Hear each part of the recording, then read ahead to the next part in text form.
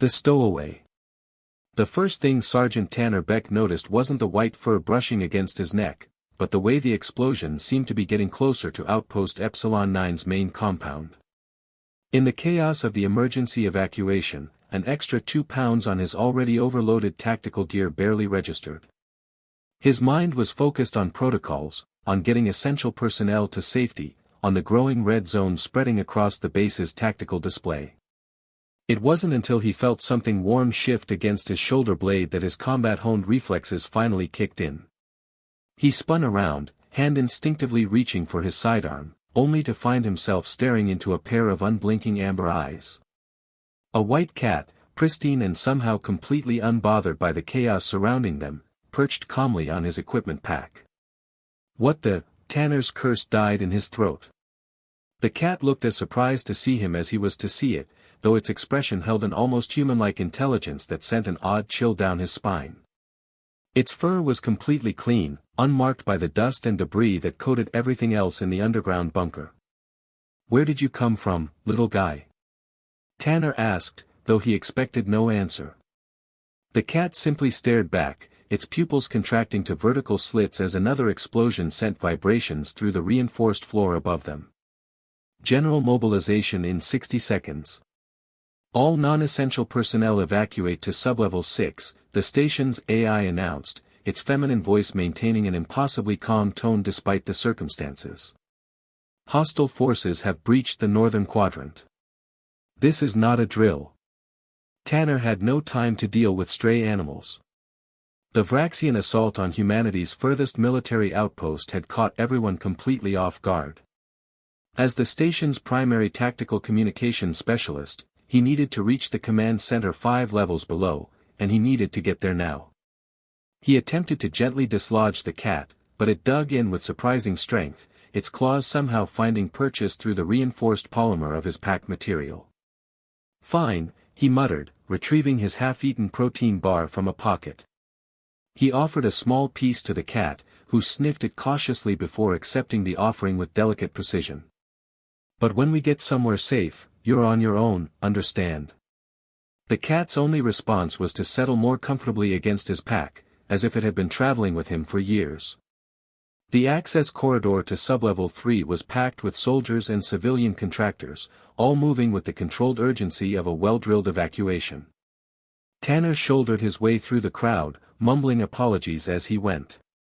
Nobody seemed to notice his feline passenger in the flickering emergency lighting. With the air thick with smoke and rising tension, a white cat was apparently the least of anyone's concerns. As they descended deeper into the facility, Tanner couldn't shake the feeling that those amber eyes were watching everything with an intelligence far beyond what any Earth animal should possess.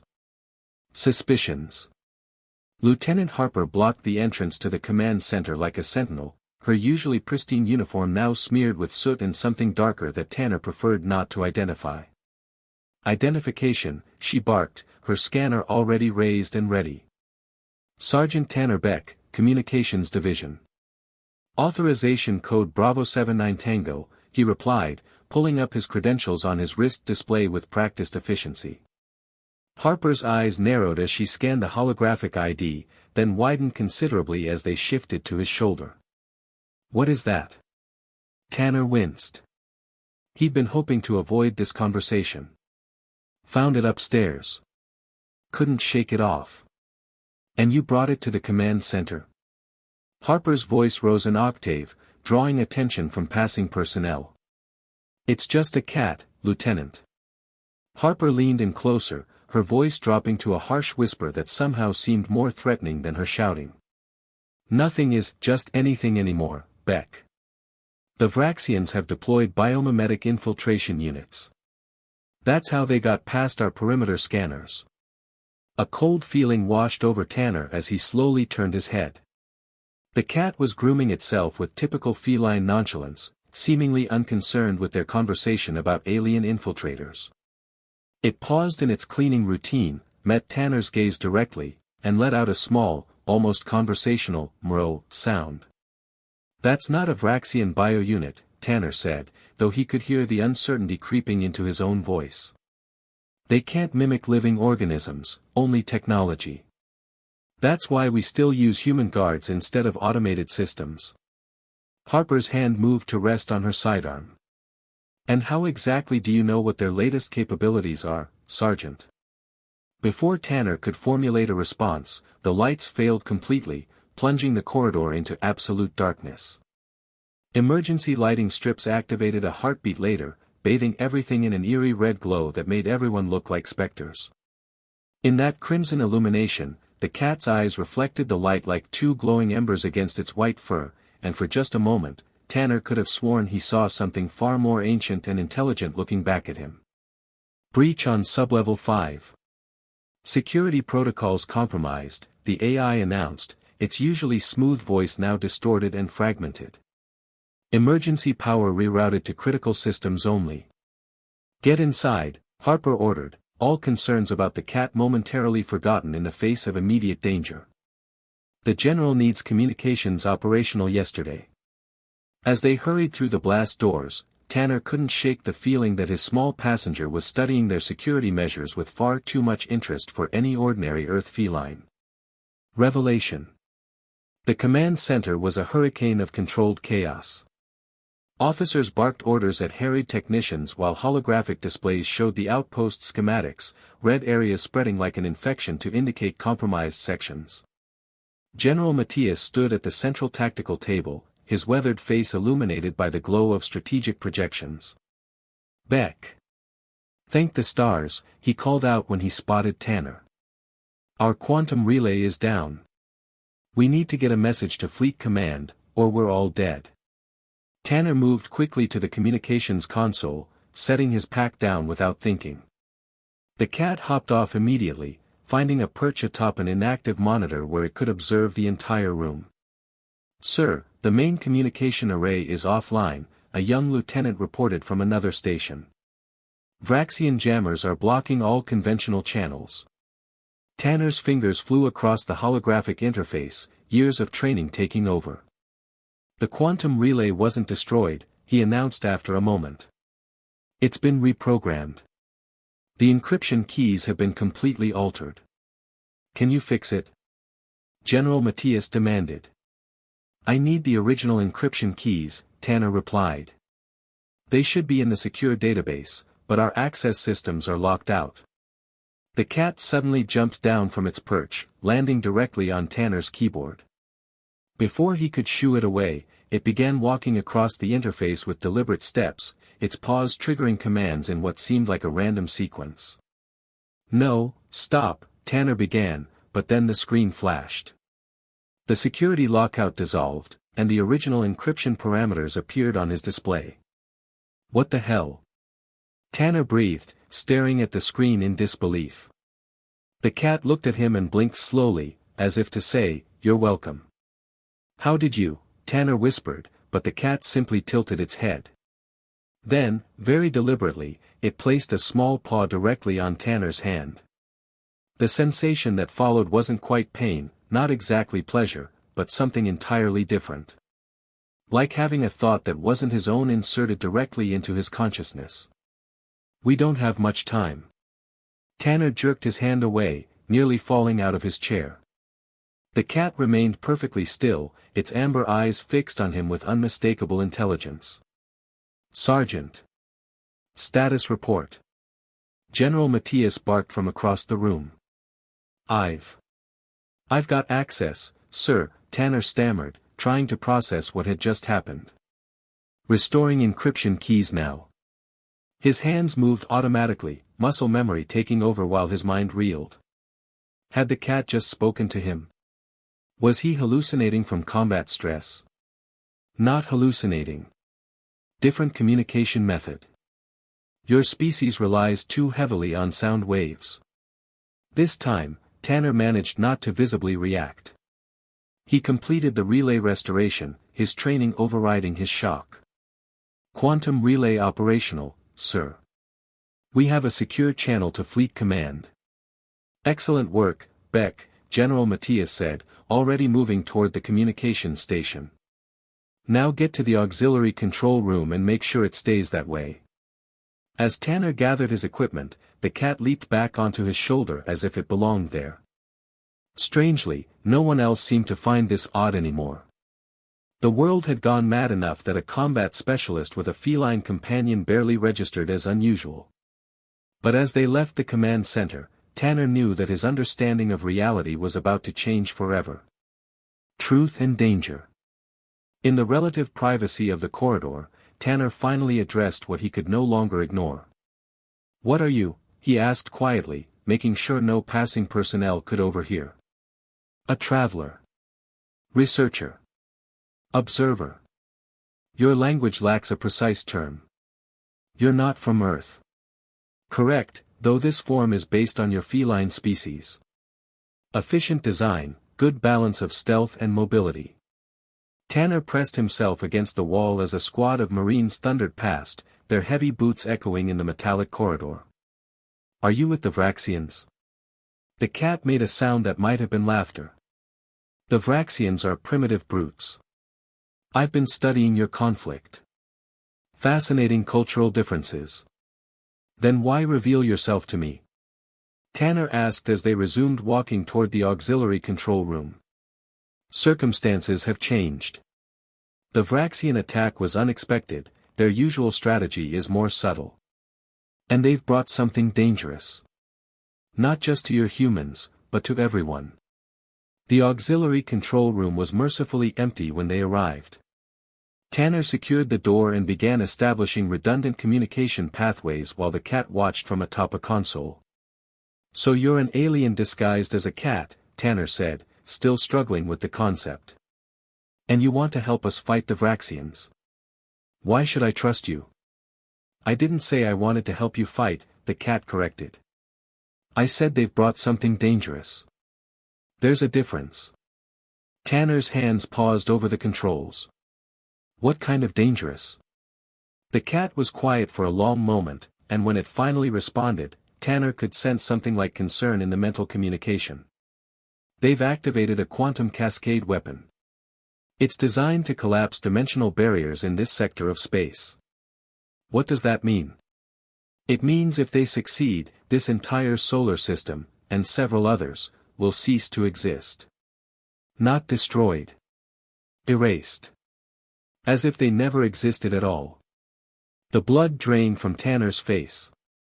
"How long do we have?" "Based on their current progress, perhaps 6 hours." Suddenly, alarms began blaring throughout the facility. The lights shifted to a pulsing amber, indicating critical threat status. "All personnel to battle stations," came the announcement. "Vraxian ground forces have breached sublevel 2. This is not a drill." Tanner's communication console lit up with incoming messages from Fleet Command. He read them quickly, his face growing pale. "The fleet's not coming," he said quietly. "They're dealing with Vraxian attacks on 3 other systems. We're on our own." "Then it's time you learned what your species is truly capable of," the cat said, jumping down to the floor. Before Tanner's eyes, the small white feline began to change. Its form stretched and shifted, revealing its true nature, a being of energy and light, beautiful and terrible in its alien majesty. But after a moment, it resumed the cat form. "This shape is more practical for what comes next. Are you ready to save your species, Sergeant Beck?" The final stand. The auxiliary control room shook as explosions grew closer. Through the security feeds, Tanner could see Vraxian soldiers, 8-foot-tall reptilian warriors in advanced combat armor, systematically fighting their way through the facility's defenses. "What do you need me to do?" Tanner asked, his training overriding his fear. "The quantum cascade device is in their command ship. I can guide you to disable it, but I need to interface directly with your military systems." "Interface how?" The cat placed its paw on the main console. Immediately, the screens filled with data that Tanner had never seen before, schematics of Vraxian technology, tactical analysis of their positions, and most importantly, a detailed breakdown of the cascade weapon. "Your people have more courage than sense," the cat observed as Tanner studied the information. "But sometimes that's exactly what's needed." There, Tanner pointed to a weak point in the weapon's design. If I can get to their ship and input a feedback loop into their quantum matrix, it will destroy the weapon and likely their entire fleet.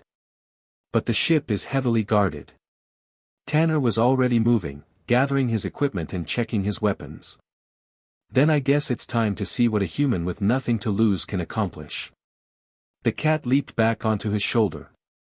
I will assist where I can. But Tanner, the use of his first name caught his attention. If you do this, you likely won't survive. If I don't do this, nobody survives, Tanner replied simply. The next 3 hours were a blur of combat, stealth, and desperate improvisation. The alien cat proved to be an invaluable ally, somehow able to predict Vraxian movements and guide Tanner through the facility's damaged sections. Its knowledge of their technology allowed them to turn the enemy's own systems against them. When they finally reached the Vraxian command ship that had landed in the facility's main hangar, Tanner felt the weight of every decision that had led him to this moment. You don't have to come with me, he told the cat as they approached the heavily guarded vessel. I've studied your species for months. I want to see how this story ends. Together, they infiltrated the ship. The cat's abilities allowed them to bypass security systems while Tanner's military training got them past the guards. In the ship's quantum core chamber, surrounded by technology that hurt to look at directly, Tanner found the cascade weapon. His fingers flew over the alien controls, guided by the cat's knowledge.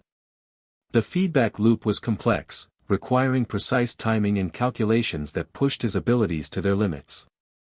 Got it, he breathed as the final command sequence engaged. The ship's alarms began screaming. Vraxian warriors poured into the chamber, but it was too late.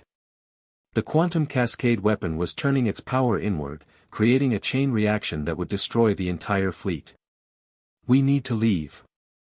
Now. But as they ran through the ship's corridors, Tanner realized they wouldn't make it to safety in time. The quantum explosion would consume everything within a half-mile radius. Take this, the cat said, and suddenly Tanner found himself surrounded by a shimmering barrier of energy. My species' technology. It will protect you. What about you? I am more durable than I appear. Besides, I have learned something valuable from your kind today. What's that? Sometimes the bravest thing you can do is trust someone completely different from yourself. The explosion, when it came, was beautiful and terrible. It consumed the Vraxian fleet in a cascade of quantum energy, saving not just the outpost, but the entire sector of space from dimensional collapse. Tanner woke up in the medical bay 3 days later. The first thing he saw was a familiar white cat sitting on the windowsill, cleaning its paw with typical feline dignity. You're real, he said softly. As real as courage. As real as the trust between two very different beings who chose to work together. Will you stay? The cat considered this for a long moment. For a while. Your species is interesting.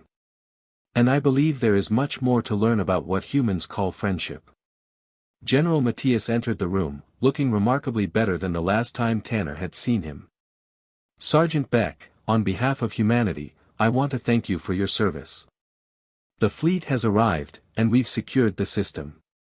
Just doing my job, sir. Matthias noticed the cat. I see you still have your companion. The men have been calling it the miracle cat. Some say it helped guide rescue teams to survivors. Tanner glanced at the cat, who blinked slowly at him. Yeah, sir. It's pretty special. After the general left, Tanner reached out to scratch behind the cat's ears. So what do I call you? Your species seems fond of names. What would you suggest? Tanner smiled, the first genuine smile he'd managed in days. How about Hope? Hope. Yes, I like that. It suits both of us.